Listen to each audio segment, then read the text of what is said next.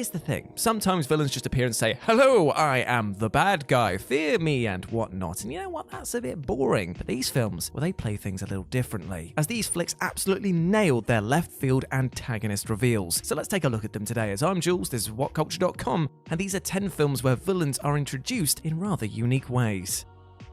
Want to stay safe online and save big? Get up to 76% off a 2-year NordVPN plan, plus 4 months free and up to a $50 Amazon gift card. Just scan the QR code or click the link in the description and it's all yours. Number 10. Terry Valentine, The Limey.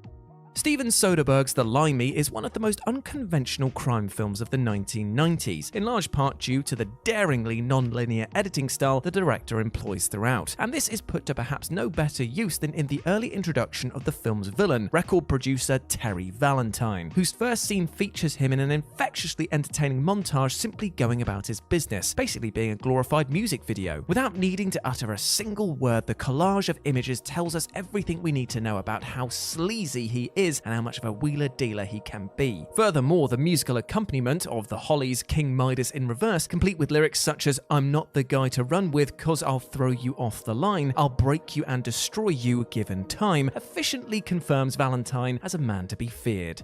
Number 9. Colonel Stewart, Die Hard 2. Die Hard 2's primary villain, Colonel Stewart, might not be close to the megalomaniacal brilliance of the original film's Hans Gruber, but there's no chance that you'll forget his eye-opening introductory scene. Mere minutes into the movie, Stewart is seen watching the news while performing naked Tai Chi, because why the hell not? Beyond showing off Stewart's well-sculpted physique, confirming his aptitude at martial arts, and perhaps suggesting that he might be a tad unhinged, it's quite unlike any other villain reveal the action genre has ever seen. The nudity was apparently suggested by Rennie Harlin himself, who called it unusual but effective. Amusingly, it's by far the character's single most memorable characteristic and scene, enduring for over 30 years even though he's otherwise a pretty pedestrian antagonist. Number 8. Ghostface, Scream.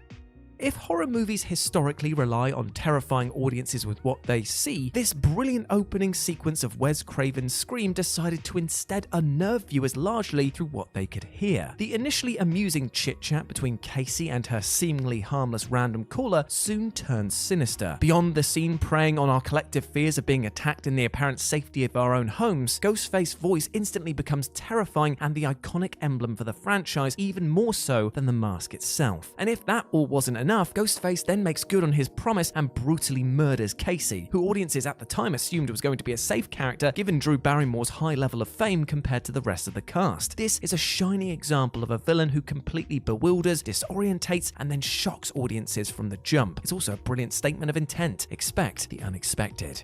Number 7. The T-800, The Terminator.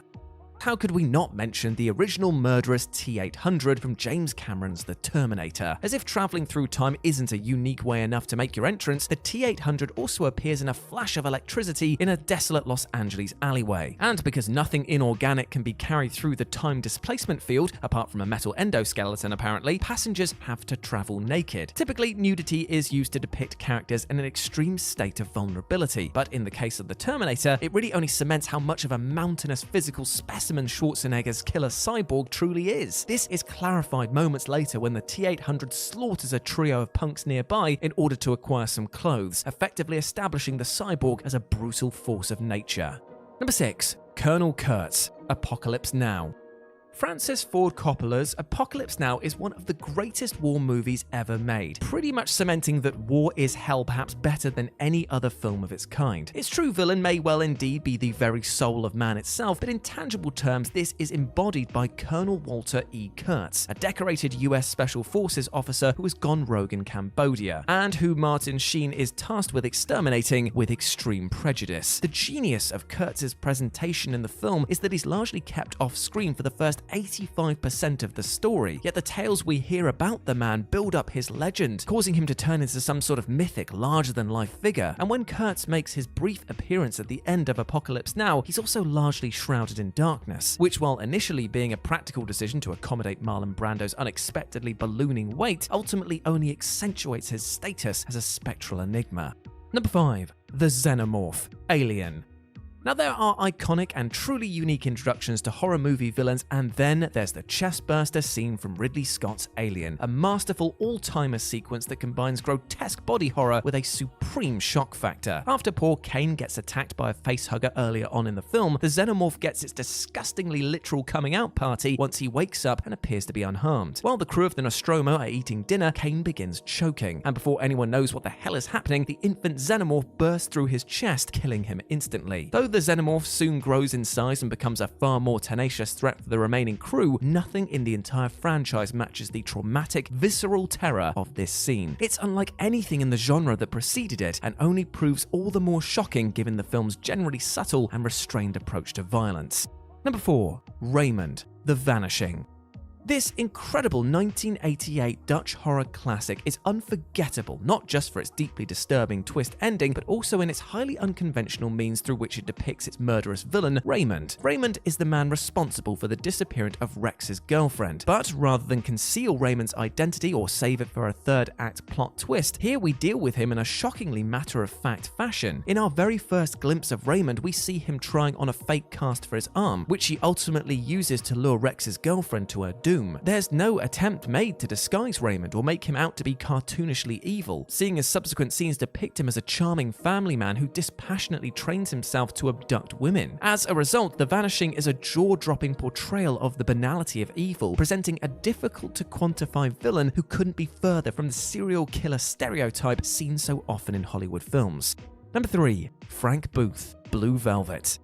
David Lynch's Blue Velvet isn't easily shaken for many reasons, most of all Dennis Hopper, who gives a performance for the ages as a psychopathic drug dealer known as Frank Booth. Practically every scene that Hopper appears in is dripping with anxiety and suspense. His unpredictability and deeply disturbing characterization establishes Lynch as a master of the gonzo psycho thriller genre, but Booth is never quite as horrifying as he is in his introductory scene, where he barges in on his sex slave Dorothy, subjecting her to a litany of sexual and psychological abuse. The image of Booth huffing an unidentified gas while telling Dorothy, "Mummy, baby wants to and then proceeding to beat and rape her is extremely unpleasant to say the least, but it's also quite unlike anything that anyone has ever seen before. That Lynch and Hopper could present such depraved behavior yet prevent it from sliding into either exploitation or unintentional comedy is a true marvel indeed.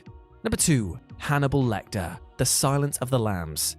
Hopkins steals every scene he's in for sure, but never more so than in his introduction. What's immediately special about this scene is that Lecter is already incarcerated when FBI agent Clarice pays him a visit, yet that does little to quell how utterly, uniquely menacing Lecter is throughout. As Clarice first walks past other cells, we're led to expect a visibly deranged monster of a man, but Lecter is anything but. He's calm, composed, collected, and just looks like a regular man that you might encounter on the street. But over the course of the conversation that follows, Lecter becomes increasingly sinister and combative, until soon enough he's talking about eating a man's liver. If most serial killers are introduced to audiences by slaughtering an innocent victim, the Lecter reveal couldn't be more opposite. It's brilliantly understated, yet still suffused with quiet, loaded menace. And number 1, John Doe, Seven. David Fincher's Seven boasts one of the most iconic and memorable screen villains of the last 30 years, despite the fact that serial killer John Doe is actually kept off screen for the first 75% of the movie. We nevertheless get to know his character, though, through his grisly series of murders that are modeled on the 7 deadly sins. Yet because Spacey was kept out of promotional materials for the film and his name only appearing in the closing credits, audiences weren't able to anticipate his true identity. But Doe ultimately isn't captured by the brilliance of Detective Mills and Somerset, but because he decides to turn himself in, walking into their police precinct covered in blood and identifying himself as the killer. It's a completely brain-breaking moment on an initial viewing. Not only is the bad guy being played by an unexpected name actor, but he's given himself over to the police despite still having 2 kills left to complete in his 7-kill masterpiece. In addition to being a totally unique villain reveal, it so elegantly sets up the film's grim finale where Doe gets to complete his sequence, albeit at the cost of his own life.